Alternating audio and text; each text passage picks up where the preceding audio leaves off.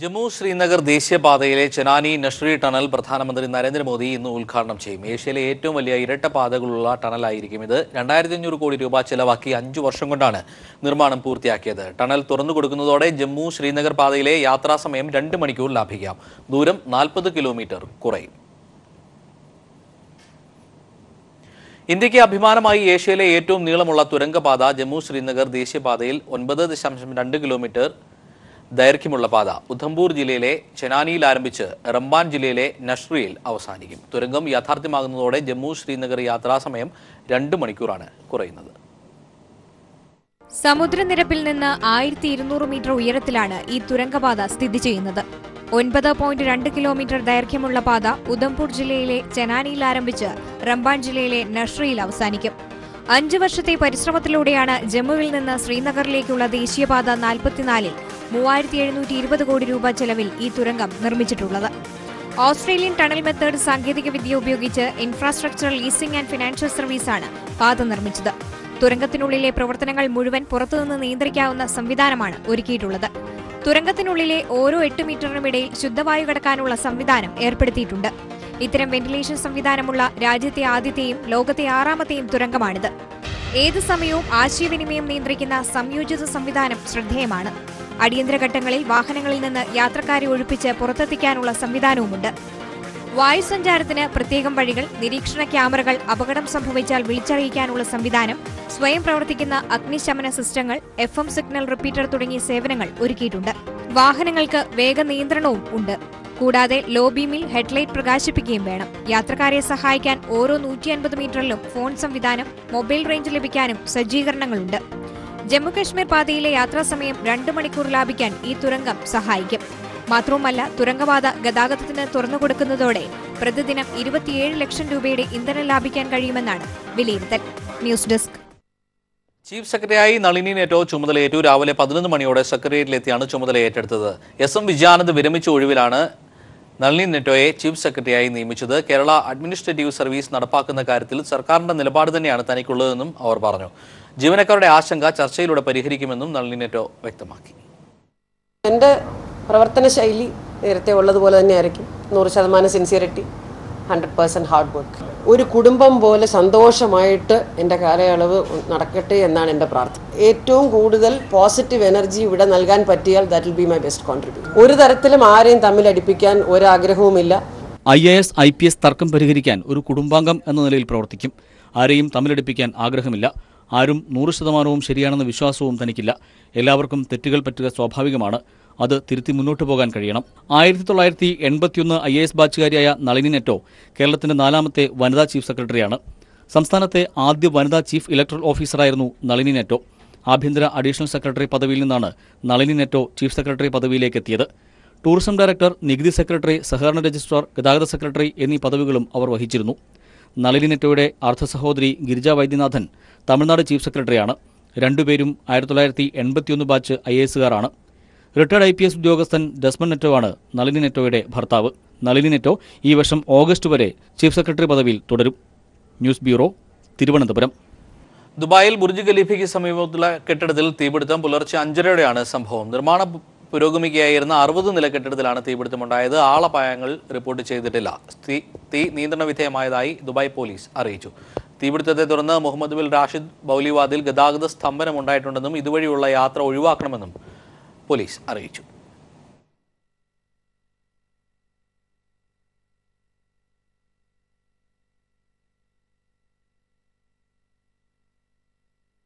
കുന്നത്തൂരിൽ UDF സ്ഥാനാർത്ഥിക്ക് vote ചെയ്യാൻ BJP അംഗത്തിന് നൽകിയ വിപ്പ് പുറത്ത്. കുന്നത്തൂർ ഗ്രാമപഞ്ചായത്ത് പ്രസിഡന്റ് തെരഞ്ഞെടുപ്പിലാണ് വിപ്പ് നൽകിയത്. CPIM സ്ഥാനാർത്ഥി എവർകാല ദിലീപിനെ തോൽപ്പിക്കാനായിരുന്നു സഖ്യം. തെരഞ്ഞെടുപ്പിൽ UDF സ്ഥാനാർത്ഥി 1 വോട്ടിന് വിജയിച്ചു. കൂടുതൽ വിവരങ്ങളുമായി രാജ്കുമാർ ചേരുന്നു. രാജ്കുമാർ, വിവരങ്ങൾ. 2016 8ാം മാസത്തിലാണ് കുന്നത്തൂർ പഞ്ചായത്ത് പ്രസിഡന്റ് സ്ഥാനത്തേക്ക് മത്സരം നടന്നത്. ഇതിൽ CPI ഇടതുപക്ഷ മുന്നണിയിൽ ചില തർക്കം കാരണം CPI ഇതിന്റെ തെരഞ്ഞെടുപ്പിൽ നിന്ന് വിട്ടുനിൽക്കുകയായിരുന്നു. അതേസമയം കോൺഗ്രസിന്റെ സ്ഥാനാർത്ഥിയും അതുപോലെ ഇടതുപക്ഷത്തിന്റെ CPMന്റെ സ്ഥാനാർത്ഥിയുമാണ് പ്രധാനമായും മത്സരിച്ചത്. അപ്പോൾ ഇതിൽ അവസരം മുതലാക്കിക്കൊണ്ട് ഒരു വോട്ടിന്റെ വ്യത്യാസമായിരുന്നു ഇരു മുന്നണികൾക്കും ഉണ്ടായിരുന്നത്. അതിൽ ഒരു വോട്ട് BJP ഏക അംഗമായിരുന്നു ഇതിൽ രേഷ്മ. അപ്പോൾ ഇവർക്ക് വോട്ട് ചെയ്യണം ഇവര് ആർക്ക് വോട്ട് ചെയ്യണം എന്നുള്ളതിനെ സംബന്ധിച്ചായിരുന്നു BJP വിപ്പിലൂടെ ഇവരെ അറിയിച്ചത്. കോൺഗ്രസ് മാർക്സിസ്റ്റ് പാർട്ടിയുടെ സ്ഥാനാർത്ഥി ഒരു കാരണവശാലും വിജയിക്കരുത്, കോൺഗ്രസിന്റെ സ്ഥാനാർത്ഥിക്കായിരിക്കണം നിങ്ങൾ വോട്ട് ചെയ്യേണ്ടതെന്ന് ചൂണ്ടിക്കാട്ടിക്കൊണ്ട് നിയോജക മണ്ഡലം കമ്മിറ്റിയുടെ പ്രസിഡന്റ് തന്നെയാണ് വിപ്പ് എന്ന നിലയിൽ ഈ കത്ത് നൽകിയിട്ടുള്ളത്. ഈ കത്തിൽ വ്യക്തമായി തന്നെ പറയുന്നുണ്ട് കോൺഗ്രസിന്റെ സ്ഥാനാർത്ഥിക്ക് തന്നെ വോട്ട് ചെയ്യണമെന്ന്. കുന്നത്തൂർ പഞ്ചായത്ത് ആരാണ് ഭരിക്കുന്നത്? ഈ വോട്ട് BJPയുടെ പിന്തുണയോടുകൂടി ഈ ഒരൊറ്റ വോട്ടിന്റെ ഭൂരിപക്ഷത്തിൽ ഇപ്പോൾ കോൺഗ്രസ് ആണ് ഇവിടെ ഭരിക്കുന്നത്. ഇക്കാര്യത്തിൽ അന്ന് വലിയ വിവാദമാവുകയും KPCC പ്രസിഡന്റായിരുന്ന VM സുധീരൻ അന്ന് ഇടപെടുകയൊക്കെ ചെയ്തിരുന്നെങ്കിലും യാതൊരു ചലനവും ഉണ്ടാക്കിയില്ല. പുറത്ത് പ്രസംഗത്തിൽ പറയുന്ന കാര്യങ്ങളല്ല പിന്നീട് നടന്നത് മുഴുവനും. എന്തായാലും കുമ്മനം രാജശേഖരൻ സംഭവം അറിഞ്ഞതിനെ തുടർന്ന് ഈ പഞ്ചായത്തെ സസ്പെൻഡ് ചെയ്തെങ്കിലും അതൊരു രേഖയിൽ ഒതുങ്ങുന്ന സസ്പെൻഷൻ മാത്രമായിരുന്നു. സംഭവത്തിൽ RSS ഇതിൽ ഇടപെട്ടുകൊണ്ട് അതെല്ലാം മരവിപ്പിക്കുന്ന സമീപനമാണ് സ്വീകരിച്ചത്. അവരിപ്പോഴും BJPയുടെ സജീവ അംഗം തന്നെയാണ്. BJPയുടെ എല്ലാ പരിപാടികളിലും ഈ പറഞ്ഞ BJPയുടെ പഞ്ചായത്ത് അംഗം പ്രവർത്തിക്കുന്നുണ്ട്. അവരെല്ലാം സഹകരിക്കുകയും ചെയ്യുന്നുണ്ട്. എന്നാൽ രേഖയിൽ മാത്രമായിരുന്നു ആ സസ്പെൻഷൻ. അത് നാട്ടുകാരുടെ കണ്ണിൽ പൊടിയിടാൻ വേണ്ടി മാത്രമായിരുന്നു. തെരഞ്ഞെടുപ്പ് പ്രചരണത്തിന് മുന്നണികളുടെയും പാർട്ടികളുടെയും ദേശീയ നേതാക്കൾ ഈ ആഴ്ച മണ്ഡലത്തിലെത്തും. AK ആന്റണി, ജയറാം രമേശ്, പ്രകാശ് കാരാട്ട്, H രാജ തുടങ്ങിയവരെ മണ്ഡലത്തിലെത്തിക്കാനാണ് തീരുമാനം. മണ്ഡല പര്യടനങ്ങൾ പൂർത്തിയായി. സംസ്ഥാനത്തെ മുതിർന്ന നേതാക്കളും മന്ത്രിമാരും മണ്ഡലത്തിൽ സജീവം. UDF-ന് വേണ്ടി ഉമ്മൻചാണ്ടി, രമേശ് ചെന്നിത്തല, K മുരളീധരൻ തുടങ്ങിയവർ മണ്ഡലത്തിലെത്തി. KPCC പ്രസിഡന്റ് MM ഹസൻ 4 ദിവസം മണ്ഡലത്തിൽ ക്യാമ്പ് ചെയ്തു. AK ആന്റണിയെയും ജയറാം രമേശിനെയും ഈ വാരത്തിൽ മണ്ഡലത്തിലെത്തിക്കും. പ്രചാരണ രംഗത്ത് ഒപ്പത്തിനൊപ്പം LDF-ഉമുണ്ട്. മുഖ്യമന്ത്രി പിണറായി വിജയനും CPIM സംസ്ഥാന സെക്രട്ടറി കോടിയേരി ബാലകൃഷ്ണനും റാലികളെ അഭിസംബോധന ചെയ്യും. പ്രകാശ് കാരാട്ടും VS അച്യുതാനന്ദനും കൂടി ഈ ആഴ്ച പ്രചാരണത്തിനിറങ്ങും. BJP ദേശീയ സെക്രട്ടറി H രാജ മണ്ഡലത്തിലുണ്ട്. കുമ്മനം രാജശേഖരൻ നേരിട്ടാണ് പ്രചാരണ പ്രവർത്തനങ്ങൾ വിലയിരുത്തുന്നത്. ആവേശം വോട്ടാക്കി മാറ്റുകയാണ് മുന്നണികളുടെ ലക്ഷ്യം. News bureau, Malappuram. മലപ്പുറം ഉപതെരഞ്ഞെടുപ്പിന് 10 ദിവസം ശേഷിക്കെ സ്ഥാനാർത്ഥികൾ ആവേശകരമായ അവസാന റൗണ്ട് പര്യടനത്തിലേക്ക്. LDF സ്ഥാനാർത്ഥി MB ഫൈസലിന്റെ വാഹന പര്യടനം നാളെ ആരംഭിക്കും.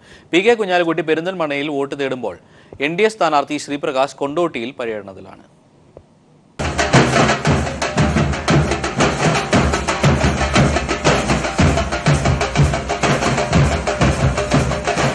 അണികളെ ആവേശത്തിലാക്കിയാണ് സ്ഥാനാർത്ഥികളുടെ മണ്ഡല പര്യടനം പുരോഗമിക്കുന്നത്. വീറും വാശിയും നിറഞ്ഞ അവസാനവട്ട പ്രചാരണത്തിനുള്ള തയ്യാറെടുപ്പിലാണ് മുന്നണികൾ. വീട് കയറി വോട്ട് തേടുന്നതടക്കമുള്ള ബൂത്തുതല പ്രവർത്തനങ്ങൾ ഇനിയുള്ള നാടുകളിൽ സജീവമാകും. മന്ത്രിമാരായ G സുധാകരൻ, KT ജലീൽ എന്നിവർക്കൊപ്പം ഉടവൂർ വിജയനും LDF-നായി ഇന്ന് മണ്ഡലത്തിലുണ്ട്. MB ഫൈസലിന്റെ വാഹന പര്യടനം നാളെ ആരംഭിക്കും. ഫാഷിസത്തെയും വർഗീയതയെയും ചെറുത്തു തോൽപ്പിക്കാൻ, മതന്യൂനപക്ഷങ്ങൾ പിടഞ്ഞു വീണു മരിക്കുന്ന നാടായി ഇന്ത്യ മാറാതിരിക്കാൻ, പാവപ്പെട്ട വിശ്വാസികളായ പട്ടികജാതിക്കാരും ദളിതരും മറ്റു പിന്നോക്കക്കാരുമെല്ലാം ഈ മണ്ണിൽ പിടഞ്ഞു വീഴാതിരിക്കാൻ, സാംസ്കാരിക പ്രവർത്തകരുടെ ശിരസിലേക്ക് വെടിയുതിർക്കപ്പെടാതിരിക്കാൻ അതിനെതിരായ നിലപാട് സ്വീകരിക്കുന്ന ഇടതുപക്ഷ ജനാധിപത്യ മുന്നണിയുടെ കരുത്ത് വർദ്ധിപ്പിക്കേണ്ടതുണ്ട്. UDF സ്ഥാനാർത്ഥി PK കുഞ്ഞാലിക്കുട്ടിയുടെ ആദ്യ റൗണ്ട് പര്യടനം ഇന്ന് അവസാനിക്കും. KPCC president MM Hasan, Varghese George എന്നിവരാണ് UDF-നായി വോട്ട് തേടുന്ന പ്രമുഖർ. പെരിന്തൽമണ്ണയിലാണ് കുഞ്ഞാലിക്കുട്ടിയുടെ പര്യടനം. തെരഞ്ഞെടുപ്പിന്റെ ലക്ഷ്യം ഒന്നേ ഉള്ളൂ. അതുപോലെ തന്നെ നാളത്തെ രാഷ്ട്രീയവും അതാണ്. ഇന്ത്യൻ നാഷണൽ കോൺഗ്രസിന്റെ നേതൃത്വത്തിലുള്ള UPA ഈ രാജ്യത്ത് തിരിച്ചു വരണം. അത് നല്ല പണിയുള്ള ഒരു കാര്യമാണ്. കടല് നീന്തിക്കടക്കാനും തങ്ങളുടെ വാക്കുകൾ ഉതകും എന്ന് പറയാൻ ഞാൻ ഈ സന്ദർഭത്തിലാണ്. NDA സ്ഥാനാർത്ഥി ശ്രീപ്രകാശ് ഇന്ന് കൊണ്ടോട്ടിയിലാണ് വോട്ടർമാരെ കാണുന്നത്. H രാജ, CK പത്മനാഭൻ എന്നീ നേതാക്കളും മണ്ഡലത്തിലുണ്ട്. News bureau, Malappuram. കുട്ടനാട്ടിൽ കുടിവെള്ളക്ഷാമം രൂക്ഷം. സർക്കാർ സംവിധാനം ഉപയോഗിച്ച് കുടിവെള്ളം എത്തിക്കുന്നുവെങ്കിലും ആവശ്യത്തിന് കുടിവെള്ളം ലഭിക്കാതെ വലയുകയാണ് കുട്ടനാട്ടുകാർ. വരൾച്ച രൂക്ഷമായതോടെ വെള്ളത്താൽ ചുറ്റപ്പെട്ട് കിടക്കുന്ന കുട്ടനാട്ടിലെ ജനങ്ങളും കുടിവെള്ളത്തിനായി പായുകയാണ്. കുട്ടനാട്ടിലെ 13 പഞ്ചായത്തുകളിൽ നെടുമുടി ഒഴികെ എല്ലാ പഞ്ചായത്തുകളിലും കുടിവെള്ളക്ഷാമം രൂക്ഷമായിരിക്കുകയാണ്. കായലുകളിൽ ഉപ്പുവെള്ളം കൂടി കയറിയതോടെ ജനങ്ങൾ ഏറെ ദുരിതത്തിലാണ്. കൃഷിക്ക് ആവശ്യത്തിനുള്ള ശുദ്ധജലം പോലും ഇല്ലാത്തതിനെ തുടർന്ന് കാർഷിക മേഖലയിൽ മാത്രം 60 കോടിയിലധികം രൂപയുടെ നാശനഷ്ടമാണ് കൃഷി വകുപ്പ് വിലയിരുത്തിയിരിക്കുന്നത്. ഇതിൽ 50 കോടിയിലധികം രൂപയുടെ നഷ്ടം സംഭവിച്ചിരിക്കുന്നതും നെൽകർഷകർക്കാണ്.